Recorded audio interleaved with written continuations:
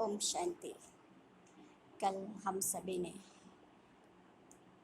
खुद को आशाओं के दीपक बनाए, इसके ऊपर चर्चा किया था।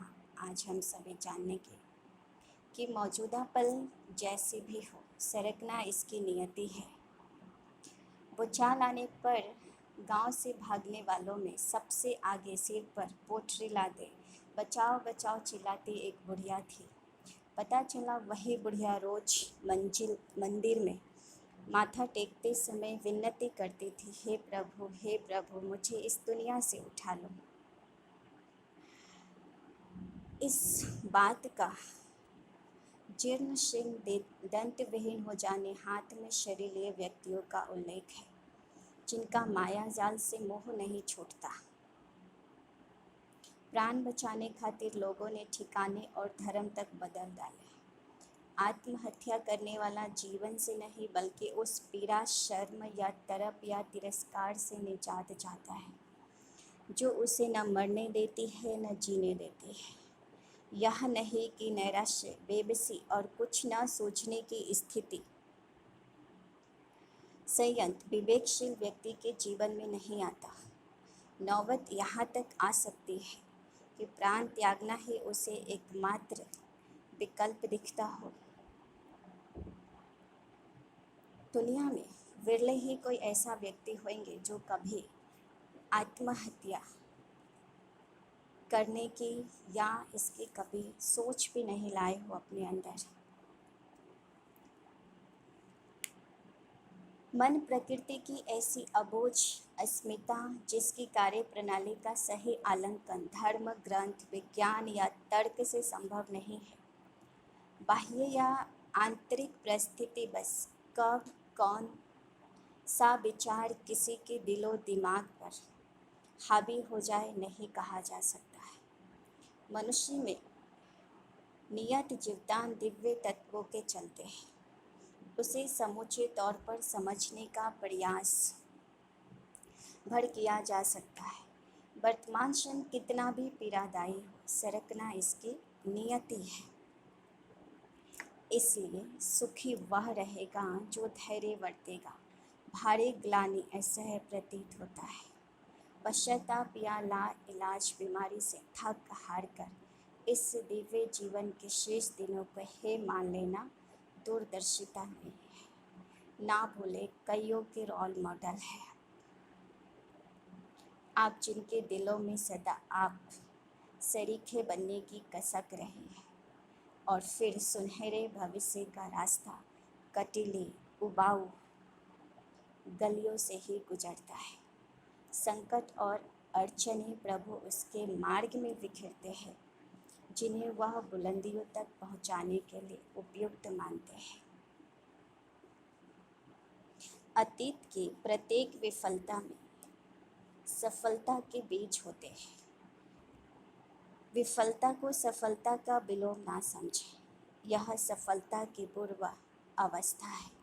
मशाल थामे आगे चलते हुए दूसरों का मार्गदर्शन करने वाले व्यक्तियों के अतीत निर्बाध सीमा समाप्त नहीं रह जाता। विकट समस्या की समझ घुटने टेकना सहज होता है और अधिक संख्या में व्यक्ति यही करते हैं। उन्नति के मार्ग पर प्रयासरत रहने के लिए अतीत में जो हो चुका है उसे भूलना है, छोड़ना है और आगे बढ़ना होता है। यह दिव्य जीवन हमें गुम सुम मुँह लटकाए रहने के लिए नहीं मिला है। मन को अभ्यस्त करें, अप्रिय प्रसंगों के बदले जीवन की छटाओं का आस्वादन लेना है। रामधारी दिनकर सिंह ने रेती के फूल में बहुत अच्छा लिखा है, दुनिया में जितने भी मज़े बिखरे हैं उनमें तुम्हारी भी हिस्सा है। जो चीज़ भी तुम्हारे हो सकती है जिसे तुम अपनी पहुंच के परे मानकर लौटे जा रहे हो, तो कामना का दामन छोटा न करे। रस की निर्झरी तुम्हारे बहाए भी बह सकती है। कहने का भाव है, शिक्षाएं हैं कि कई बार व्यक्ति परिस्थितियों से डर कर, घबरा कर, जीवन से उदास, लाचार, बेबस, थक हार कर मरने का सोचता है। और ऐसा विवेक से बुद्धिमान व्यक्ति भी कर लेता है। पर जीवन में हर परिस्थिति बहती जल की तरह है, जिसकी नियत ही बहते रहना है। ठीक हमारे जीवन की परिस्थिति भी एक दिन बहती है, अर्थात सरकने लगती है, लेकिन तब तक हम परिस्थितियों को हटाने की कोशिश करते हैं, उससे लड़ने की सोचते हैं, क्योंकि जीवन में कितनी बड़ी परिस्थिति भी आए, लेकिन उसे हराने की ताकत हमारे मन में है। तो मन को हमेशा ताकतवर रखें, अपनी असफलता को भी खुशी से स्वीकार करेंगे तो वह सफलता की राह हमें दिखाती है। जीवन मिला है तो हर पल खुशी से जियो प्यारे, और अपनी हिम्मत, उमंग, उल्लास और आशाओं को जगाए रखो।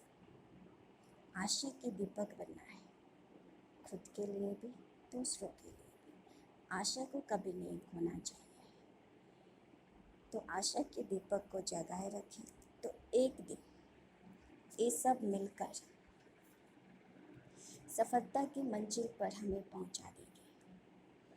कोई भी बात उसके जीवन में आती है जिसे भगवान ऊंचे शिखर पर, बुलंदियों के शिखर पर पहुंचाना चाहता हो, तो ऊंचे शिखर पर पहुंचने से पहले छोटे छोटे पत्थरों से टकराना होगा हमें। और जब छोटे छोटे पत्थरों को पार कर लेते हैं तो शिखर दिखने लगते हैं।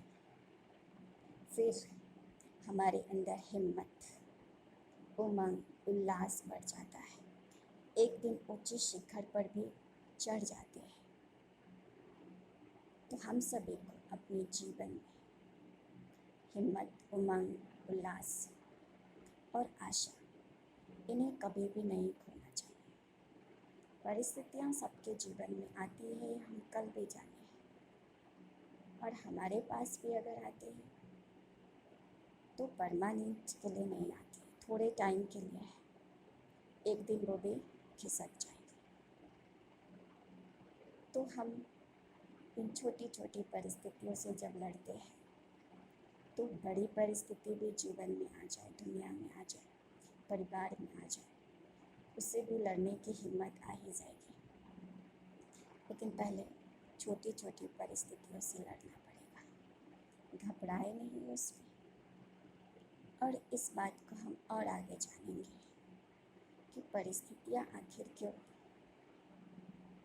उसमें हम हलचल में क्यों, इससे कैसे बचेंगे, क्या करेंगे, इसके लिए हम आगे की वीडियो में जानेंगे।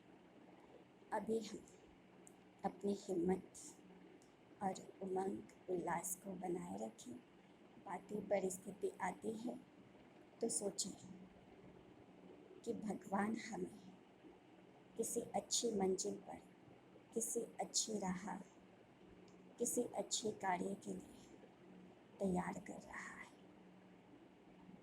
क्योंकि अच्छा कार्य करने वाले हर कोई की ज़िंदगी को हम देखें, जीवन कहानी को पढ़ें तो उन्हें बहुत सारी छोटी मोटी बातों को सहना पड़ा है, करना पड़ा है, लेकिन उन्होंने कभी भी आशय को नहीं छोड़ा और उस भगवान के ऊपर भरोसा भी कम नहीं किया। तो हमें अपने ऊपर और अपने कार्य के ऊपर भरोसा बनाए रखना होगा। जीवन में उमंग, उत्साह को बरकरार रखना होगा, क्योंकि हर परिस्थिति, हर एक पल दूसरे पल के लिए खिसक जाता है, और खिसकना ही नियति है इसकी। ओम शांति।